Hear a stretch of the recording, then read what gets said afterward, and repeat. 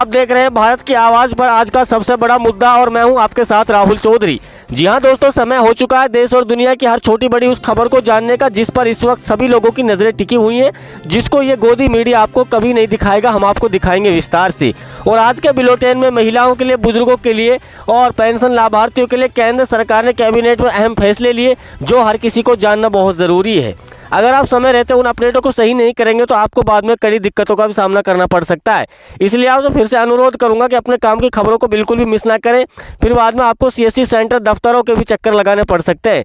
तो चलिए बिना किसी देरी के आज के बुलेटिन की शुरुआत करेंगे। लेकिन क्या आप हमसे नाराज हैं? आप हमारी वीडियो लगातार देख रहे हैं, ना वीडियो को लाइक करते हैं, ना चैनल को सब्सक्राइब करते हैं, जो कि आपका 1 सेकंड का काम होता है और हमें सच दिखाने की ताकत दे। देश की राजनीति में उस वक्त हलचल मच गई जब सोशल मीडिया पर प्रधानमंत्री नरेंद्र मोदी के इस्तीफे को लेकर के चर्चाएं तेज हो गई हैं। लेकिन सवाल यह है, क्या वाकई ऐसा कुछ हुआ है या फिर होने वाला है, या अफवाहों का दौर है? दरअसल अब प्रधानमंत्री की ओर से ये सरकार की तरफ से ऐसा कोई आधिकारिक बयान सामने नहीं आया है जिससे इस्तीफे की पुष्टि हो सके। राजनीतिक विश्लेषकों का मानना है कि इस तरह की खबरें अक्सर चुनावी माहौल या बड़े फैसले की तैयारी का चुनौती बन सकती है। असम के मुख्यमंत्री हेमंत बिस्वा शर्मा की बढ़ सकती है मुश्किलें, अंतर्राष्ट्रीय स्तर पर इस्तीफे की मांग हुई तेज। खबर आ रही कि हेमंत बिस्वा शर्मा ने अपने सोशल अकाउंट पर पोस्ट किया था कि लातों के भूत बातों से नहीं मानेंगे और बांग्लादेश के 20 घुसपैठियों को हमने लात मारकर असम से बाहर किया है। इस बयान के बाद बांग्लादेश के प्रधानमंत्री ने इसका कड़वा विरोध किया है और कार्रवाई की मांग की है। प्रधानमंत्री मोदी की बढ़ने वाली है मुश्किलें, अपने एक वफादार नेता उतरे बगावत पर। खबर आ रही है कि बीजेपी पार्टी की सबसे बड़ी बैसाखी चंद्रबाबू नायडू और नीतीश कुमार अचानक से दिल्ली पहुंच गए और अपनी बात मनवाने के लिए उन्होंने अपने लेटर प्रधानमंत्री मोदी को दे दिए। विदेश यात्रा से लौटने के बाद प्रधानमंत्री के लिए पहली बार ऐसा हुआ है जब उनके लिए मुसीबतों का यहाँ पर पिटारा खुल चुका है और तरह तरह की मांगे हो रही हैं। एक और तो जनता नाराज है तो दूसरी ओर अपने सहयोगी यहाँ पर बदले की आग में डले हुए हैं।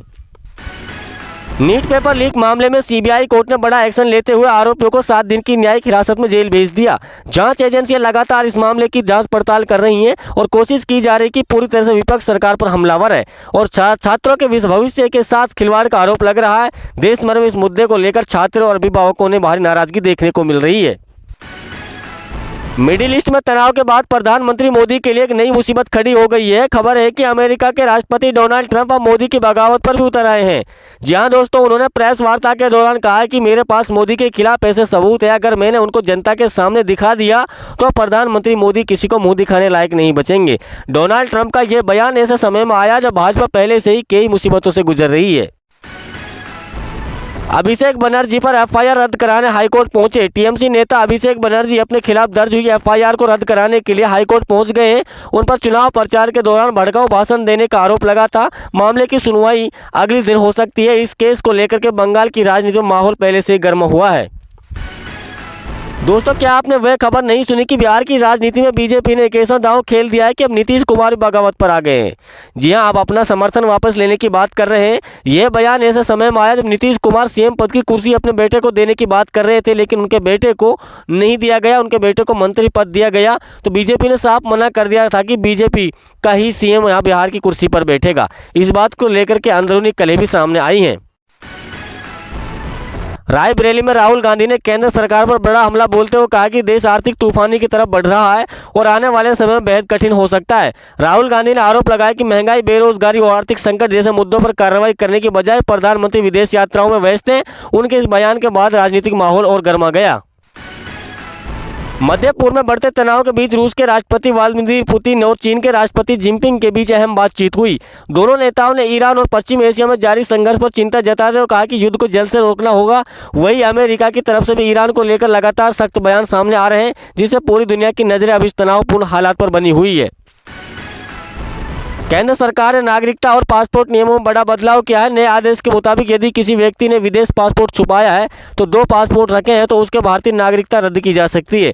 ऐसे मामले में 15 दिनों के भीतर विदेशी पासपोर्ट सरेंडर करना अनिवार्य कर दिया है। यह नियम पाकिस्तान, बांग्लादेश और अफगानिस्तान से जुड़े मामलों पर भी लागू होगा, जिससे सुरक्षा व्यवस्था को और सख्त कर दिया गया है।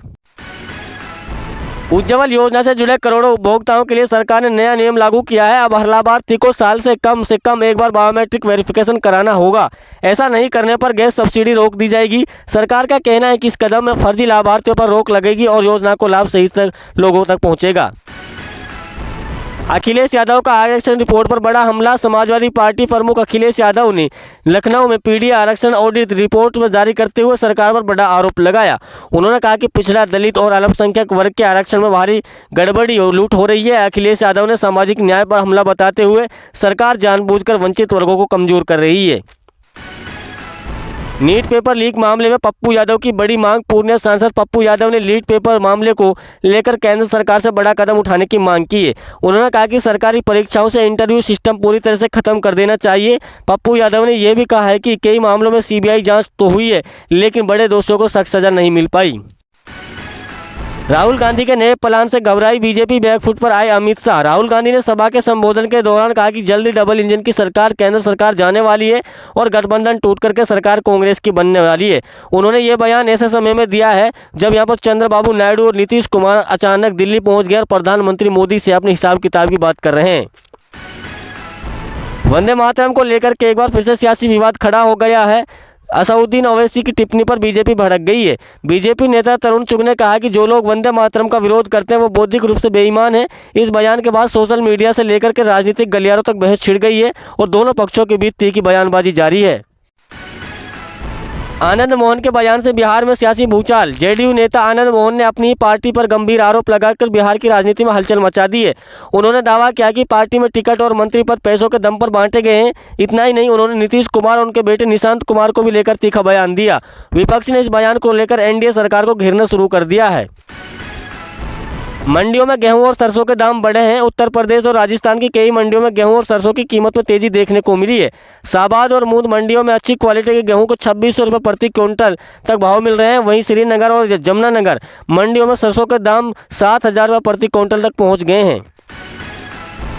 आवारा कुत्तों पर सुप्रीम कोर्ट का सख्त रुख। सुप्रीम कोर्ट ने सार्वजनिक जगहों पर आवारा कुत्तों को हटाने का आदेश सरकार बरकरार रखते हुए डॉग लवर्स की याचिका खारिज कर दी है। अदालत ने कहा कि लोगों को डर के माहौल में जीना नहीं चाहिए और राज्यों को नसबंदी का टीकाकरण अभियान गंभीरता से चलाना होगा। कोर्ट ने यह भी कहा कि खतरनाक और गंभीर रूप से संक्रमित कुत्तों पर नियमों के तहत गंभीर कार्रवाई की जाएगी।